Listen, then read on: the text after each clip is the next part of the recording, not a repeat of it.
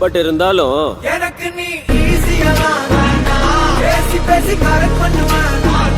ஒழுங்க பண்ணி அலையாம பிரியாம கிடைக்கிற காதலே வேணாம் எனக்கு ஒரு ஜாதகமும் வேண்டாம் அப்பா அம்மா சம்மதமும் வேண்டாம் உனக்கு கிட்ட சேர்த்து வந்த சொத்து சுகம் எதுவுமே வேணாம் போற பக்கம் ஒரு லுக்க விட்டு என்ன செஞ்சுட்டாளே பாரபட்சம் பார்க்காம கூட வச்சு செஞ்சுட்டாளே